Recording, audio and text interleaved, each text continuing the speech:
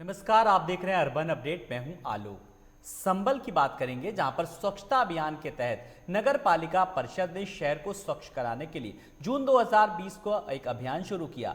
Door to door कूड़ा एकत्र करने के लिए नीला और हरा डस्टबिन के साथ ट्रिपर टेम्पो और रिक्शा ठेला जाती है। इसके लिए 37 वार्ड में 31 गाड़ियां लगी हैं, लेकिन नगर पालिका के अधिकारी आज तक इन गाड़ियों के नंबर प्लेट नहीं लगवाए हैं और अगर कोई हादसा होता है तो उसके खिलाफ कोई कार्रवाई नहीं की जा सकती।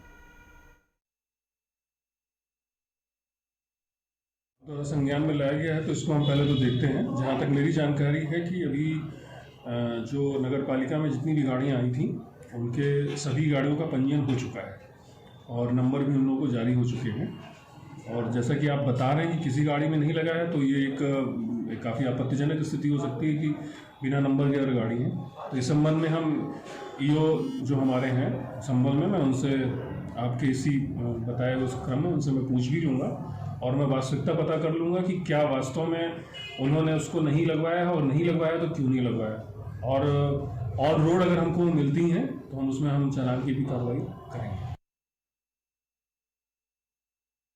आगे बढ़ेंगे, सिद्धार्थ नगर की बात करेंगे, जहां लोगों के लिए बनाए गए बुद्ध वन विहार पार्क की हालत खस्ता है। देखभाल के अभाव में पार्क बदहाल हो गया है। पार्क में जगह जगह घास फूस उगाए हैं। पार्क के अंदर टहलने के बजाय रास्ते की सीमेंट उखड़ चुकी है।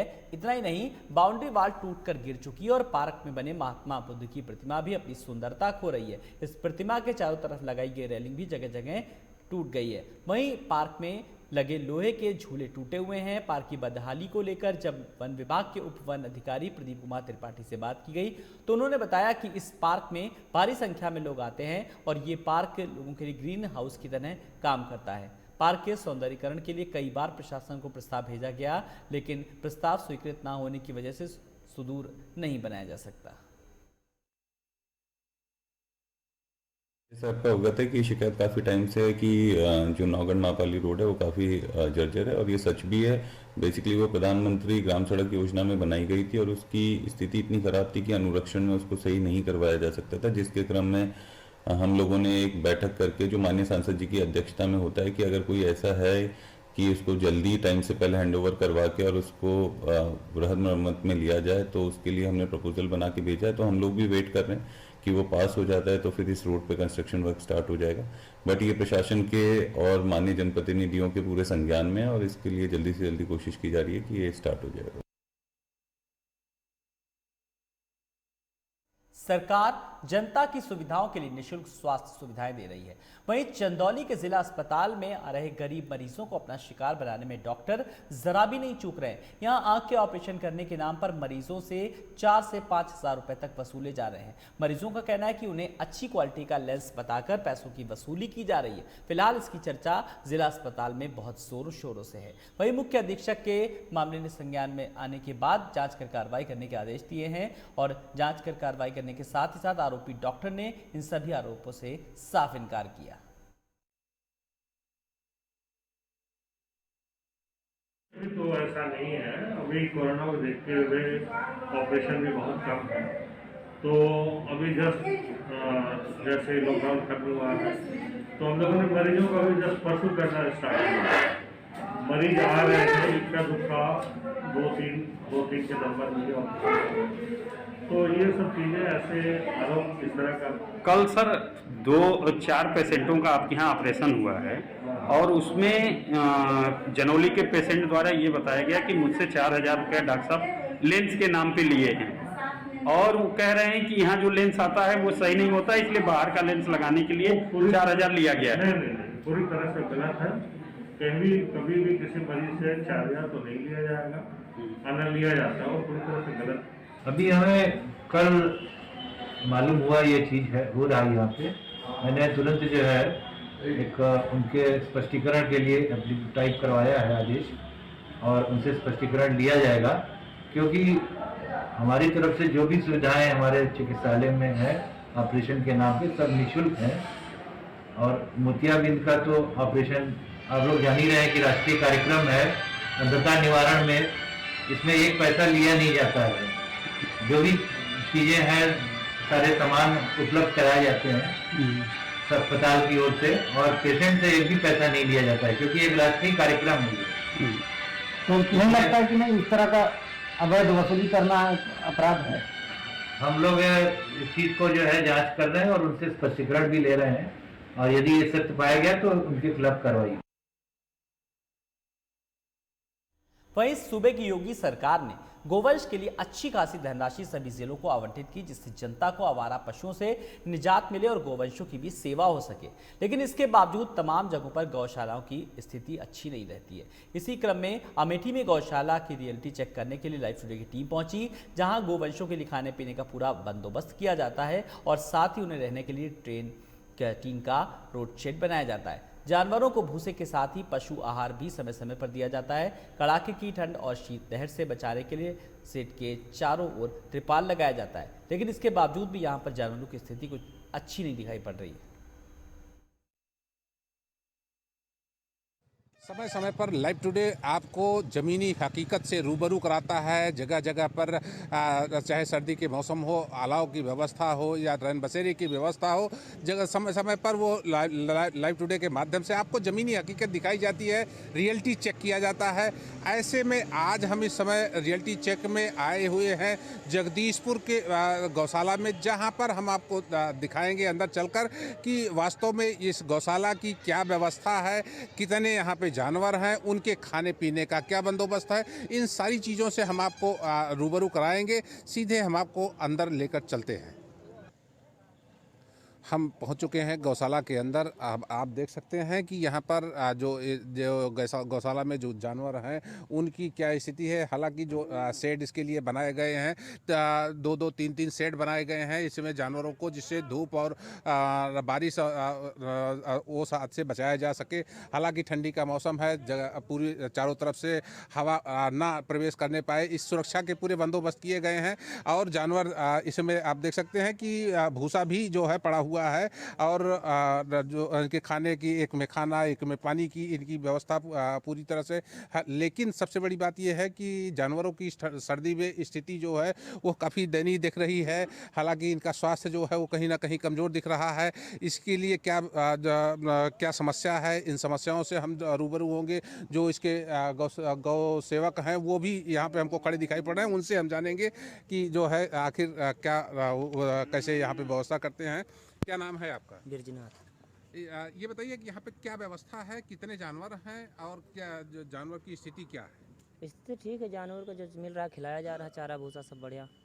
चारा भूसा क्या? भूसा पर्याप्त मात्रा में है? पर्याप्त मात्रा में फुल है भूसा। और दाना की क्या व्यवस्था है? पशु आहार पा रहे हैं। पशु आहार पा रहे हैं? आता है पशु आहार? जी, पशु आहार आता है। कितने जानवर हैं यहाँ पर? जानवर सर शायद 93 हैं। 93 जानवर हैं जी। अच्छा, इस सर्दी में जानवरों की सर्दी से बचाने के लिए क्या व्यवस्था है? बस टाट बोरा भी बढ़ाया जाता है, उसके बाद चारों तरफ तिरपाल लगा है। बोरा उठाया जाता है, तिरपाल। और किसी प्रकार की कोई दिक्कत? ना कोई दिक्कत नहीं है। कोई दिक्कत नहीं है ना। तो ये बता रहे हैं कि कोई दिक्कत नहीं है। और इसके साथ जो जिस गांव में यह गौशाला गौ आश्रय स्थल, पशु आश्रय स्थल बनाया गया है, यहाँ के प्रधान जी भी यहाँ पे मौजूद हैं, उनसे भी हम जानेंगे कि आखिर जो है क्या व्यवस्था है। प्रधान जी, क्या नाम है आपका? सर, प्रधान तो हमारे पिताजी हैं, कड़ी दिन यादव। हमारा नाम राजेश कुमार यादव। काम आप ही देखते हैं? काम हम ही देखते हैं, पिता भी देखते हैं। पिताजी भी देखते हैं, आप भी देखते हैं? जी। यहाँ गौशाला में क्या अव्यवस्था है कि जानवर की स्थिति बड़ी कमजोर दयनीय दिखाई पड़ रही है? सर, अब व्यवस्था यही है कि जिस हिसाब से जानवर है उस हिसाब से पैसा जो 30 रुपये में दोनों टाइम का चारा भूसा पर्याप्त नहीं हो पाता। और उसके साथ पशुहार वगैरह की भी व्यवस्था हम अपने अलग से भी करवा देते हैं। लेकिन जहाँ तक होता है, मतलब 2-4-10 हज़ार अपनी जेब से हम हर महीना लगवाने का प्रयास करते हैं, कभी इसमें से पैसा नहीं बचाने का प्रयास करते हैं। गौ सेवा है, इसको जो है मतलब बहुत बड़ा धन्यवाद हो कि इसके लिए हमें कम से कम जो है सरकार ने हमें चुना है, इसलिए हम इसमें पैसा बचाने का भी नहीं प्रयास करते। ऐसे में जानवरों की जो स्थिति है कहीं ना कहीं वो दयनीय दिखाई पड़ रही है, वो ठंड के कारण है। वो इसके जानवर के जो डॉक्टर हैं वो आते हैं समय समय? जी, डॉक्टर समय से आते हैं। ठंड के लिए हमने सर शुरू में है, जैसे ठंड की शुरुआत हुई, तिरपाल की व्यवस्था करवा दी। इसका अपनी जेब से इसका कोई ना बजट खारिज किया, ना कोई 10,000 का तिरपाल अपनी तरफ से लगवाया है कि जानवर को ठंड ना लगे, जो है व्यवस्थित रहें सर। इसमें कुछ दूध देने वाले भी जानवर हैं कि नहीं?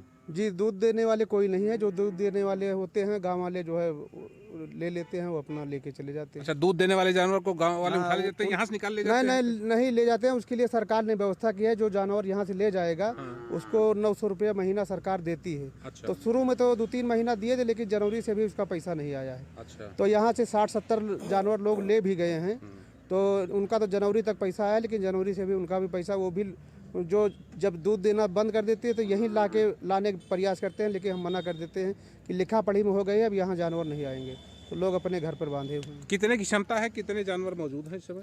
सर, इसमें अब ये सब जानवर की क्षमता है इस समय 97 है। 97 जानवर यहाँ पर हैं। और किसी प्रकार कोई दिक्कत? बस कोई दिक्कत नहीं सर, सरकार से यही रिक्वेस्ट है कि उस हिसाब से थोड़ा इनका जो है पैसा बढ़ाए, जिससे कि इनके मतलब सेहत बराबर बनी रहे, जो है जानवर कम। यहाँ पे जो है वो गौशाला जो बनाई है, इसके चारों ओर बाउंड्री वाल भी नहीं दिखाई पड़ रही है। ऐसे में किस प्रकार की दिक्कत होती है? बाउंड्री वाल के लिए सर लिखा पढ़ी हुई है, तार घेरने के लिए जो है, तो उसके लिए अभी एस्टीमेट नहीं बन पाया। बाकी किनारे से नाला खुदा के पानी भरा है, जानवर बहुत कम ही बाहर निकल पाते हैं, लेकिन इसके तार घेर जाने से जानवर जो कभी नाले में गिर जाते हैं, ये समस्या जो है उत्पन्न हो जाती है। इसके लिए तार घेर जाएगा तो जो है बेहतर हो जाएगा सर। निश्चित रूप से यह बड़ी समस्या है कि जो नाला बनाया गया है, चारों ओर नाला खोदा गया है, उसमें पानी भरा है, जिसके चलते जानवर जो छुट्टा टहल रहे हैं, सबको बांधा नहीं जा सकता, वो जाकर वहाँ पर गिर जाते हैं, वो काल के गाल में समा जाते हैं। सर्दी है, ठंडा पानी है, जिसके चलते उनका स्वास्थ्य खराब हो जाता है, डॉक्टर कितना भी प्रयास करें। आप देख सकते हैं कि यहाँ पर अगर हम भूसे की बात करते हैं तो भूसा पर्याप्त मात्रा में गंजा हुआ है, भूसे की कहीं कोई कमी नहीं है। और जो जैसा कि प्रधान जी बता रहे हैं कि भूसे की कहीं कोई समस्या नहीं है, लेकिन सबसे बड़ी समस्या जो इनके चारे के लिए सरकार के द्वारा, सरकार के मद से पैसा प्राप्त होता है, 30 रुपये प्रति जानवर प्रतिदिन के हिसाब से है, जो कि अपर्याप्त है। इससे इनका पेट नहीं भरा जा सकता है। कहीं ना कहीं इस पर सरकार को सोचना होगा, और इसका जो मानदेय है जो प्रति जानवर के हिसाब से उनका देय धनराशि है, उसको उनको बढ़ाना होगा, तभी इनका सुपोषण हो सकता है। वरना इसी तरह कुपोषण के शिकार ये जानवर होते रहेंगे, और जिसमें कहीं किसी भी प्रकार का लगान। हालांकि यहाँ के जो प्रधान जी हैं वो अपनी ओर से तिरपाल की व्यवस्था किए हैं, समय समय पर जो भी अव्यवस्था उनको दिखाई पड़ती है वो लगातार करते भी रहते हैं, लेकिन फिर भी इतनी पर्याप्त जो है जानवर यहाँ पर मौजूद हैं कि सबके लिए उतनी व्यवस्था नहीं की जा सकती। हर आदमी की एक क्षमता होती है, तो निश्चित रूप से सरकार को इस विषय में सोचना होगा, तभी जो योगी आदित्यनाथ जी का जो बीजेपी की सरकार का ड्रीम प्रोजेक्ट है, ये गौशाला गौ के संरक्षण का, तभी इनका सही संरक्षण हो पाएगा। अब यह देखने वाली बात होगी कि कब इनको सुव्यवस्था इनकी हो पाती है, ये तो आने वाला वक्त ही तय करेगा। कैमरा पर्सन मोहन ठाकुर साथ लोकेश त्रिपाठी, लाइव टुडे, अमेठी। यहाँ रुकेंगे एक ब्रेक के लिए, फौरन हाजिर होते हैं।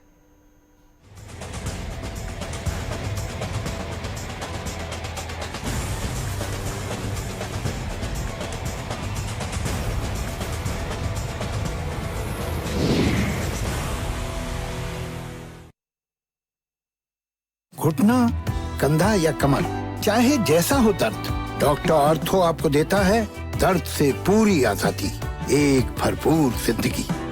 बुलेट की रफ्तार से बताएंगे देश के हालात, जानेंगे पिछले 24 घंटे की सभी खबरें खास।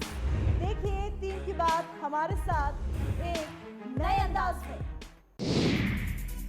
बॉलीवुड की हर खबर, फिल्मी सितारों का सफर, कंट्रोवर्सी से लेकर गॉसिप तक, लिंकअप से लेकर ब्रेकअप तक, देखिए हर हलचल बॉली तड़का में, हर रोज दोपहर 12:30 बजे सिर्फ लाइव टुडे पर। वारदात की तह तक होगी पड़ताल, जुर्म की हर दास्तां होगी बेनकाब, हर अपराधी का होगा पर्दाफाश। देखिए क्राइम फाइल्स सोमवार से शनिवार रात 10:30 बजे सिर्फ लाइव टुडे पर।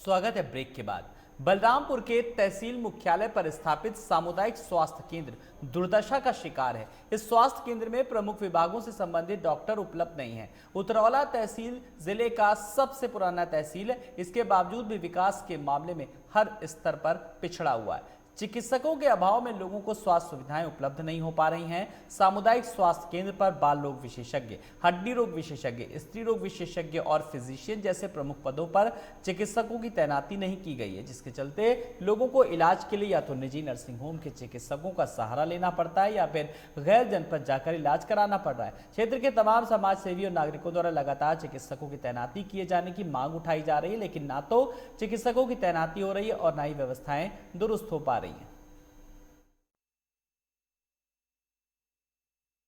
जैसे कोई हड्डी संबंधित आया और गया डॉक्टर से, उन्होंने कहा कि सर ये देख लीजिए हमारा ये पार्ट्स दर्द हो रहा है, कुछ भी हो रहा है, तो वो एडवाइस करके यहाँ भेजते हैं कि जाइए एक्सरे करा लीजिए।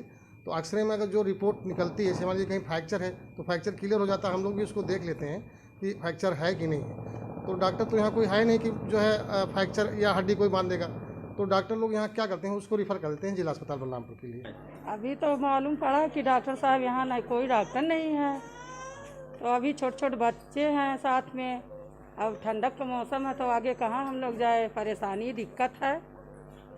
दिखा लिया, अभी वो कह रहे हैं कि डॉक्टर ही नहीं है यहाँ, तो अभी कहाँ जाए, और डॉक्टर का रहना ज़रूरी है। ठंडी का मौसम है, दूर भी जा नहीं सकते हैं छोटे छोटे बच्चों को लेकर, यही सब समस्या है। उत्तर प्रदेश के सबसे पिछड़े 8 जनपदों में से एक है, सीमावर्ती क्षेत्र है, भारत नेपाल सीमा पर बसा ये जिला है। और आज हम खड़े हैं जो बलरामपुर जिले का सबसे पुराना तहसील है उतरौला। उतरौला के सामुदायिक स्वास्थ्य केंद्र पर इस समय हम खड़े हैं। यहाँ की जो स्वास्थ्य व्यवस्था है, अगर पिछड़ापन की बात करें तो स्वास्थ्य, शिक्षा, सड़क और पानी, बिजली में ये जनपद पिछड़ा हुआ है। स्वास्थ्य की व्यवस्था यहाँ की चरमराई हुई है। जिला अस्पताल हो या फिर सामुदायिक स्वास्थ्य केंद्र, सभी जगह चिकित्सकों की कमी के कारण मरीजों को समस्या हो रही है। तैनाती का पोस्ट तो सभी बनाए गए हैं, सभी विभाग बने हैं, दांत विभाग से लेकर के और जो है चाहे गायनी विभाग ले लीजिए या फिर और विभाग हैं, सब जगह विभाग बनाए गए हैं, लेकिन चिकित्सकों की कमी हर जगह दिखाई दे रही है। यहाँ पर जो हमने देखा, हमारी टीम ने जो देखा, अस्पताल के अंदर विभाग बने हैं, मरीज भी बैठे हुए हैं, लेकिन उनको देखने वाला चिकित्सक मौजूद नहीं है। तैनाती भी नहीं है, जो हैं वो भी कुछ ऑफिशियल वर्क में बिजी होते हैं तो कुछ कहीं हैं। लेकिन कुल मिला के मरीजों को जो सुविधा मिलनी चाहिए, चाहे वो बच्चों के डॉक्टर की कमी लिया जाए या आँख के डॉक्टर की कमी देखा जाए, तो ये तमाम कमियां यहाँ पर मौजूद है। और हमारे साथ समाज सेवी भी हैं और कुछ और यहाँ के लोग, इनसे जानने का प्रयास करेंगे। इन्होंने कई बार मांग भी किया है। दादा, क्या नाम है आपका? चौधरी इरशाद अहमद गद्दी, लोकतंत्र सेनानी। यहाँ पे एक भी विशेषज्ञ डॉक्टर नहीं है, न महिला डॉक्टर है, न हड्डी विशेषज्ञ है, मतलब किसी प्रकार का कोई विशेषज्ञ डॉक्टर यहाँ पे नहीं मौजूद है। एक एमडी हमें मिला भी था, उसे कोरोना का बहाना बना करके जिला प्रशासन ने जिला संयुक्त अस्पताल में ट्रांसफ़र कर लिया। पीछे 7 साल पहले एक डिप्टी एसपी का यहाँ देहांत हो गया, हार्ट का अटैक हुआ और उन्हें ले जाते समय गोड्डा में उनका देहांत हो गया।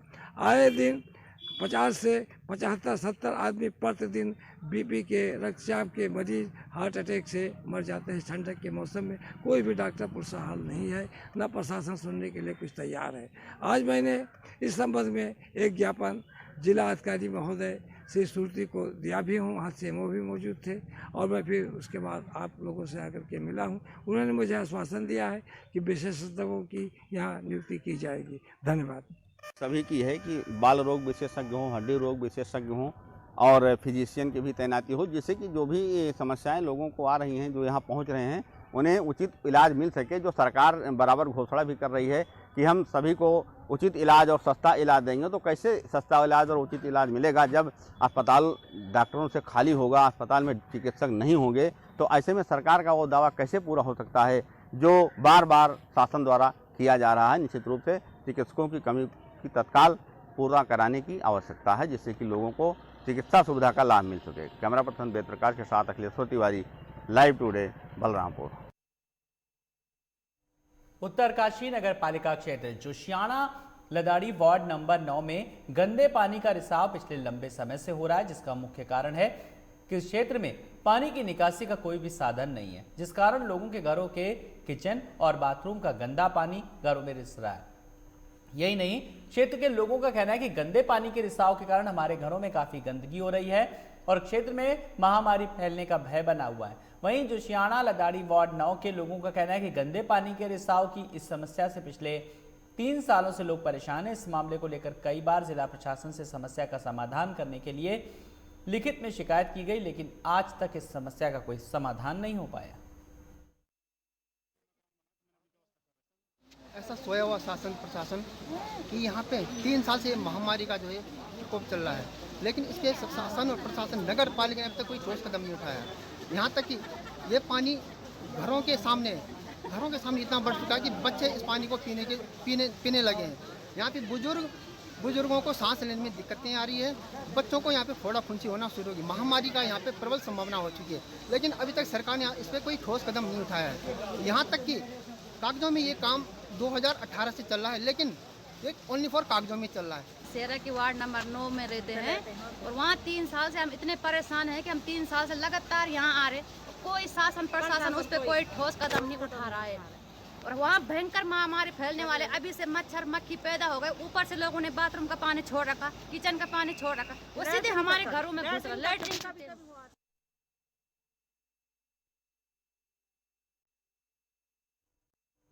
सरकार जनता को तमाम सुख सुविधाएं मुहैया कराने के लिए कई योजनाएं चला रही है, लेकिन लोगों को योजनाओं का लाभ मिल सके, सरकार के अधिकारी योजनाओं पर पलीता लगाने में जुटे हुए हैं। हम बात कर रहे हैं यूपी के हमीरपुर जिले की, जहां कर्मचारियों और अधिकारियों के ढीले ढीले रवैये के चलते पीएम मोदी के अहम अभियान स्वच्छता पर पलीता लगाया जा रहा है। यहां के लोग आज भी नरकीय जीवन जीने को मजबूर हैं। इस रिपोर्ट में देखिए।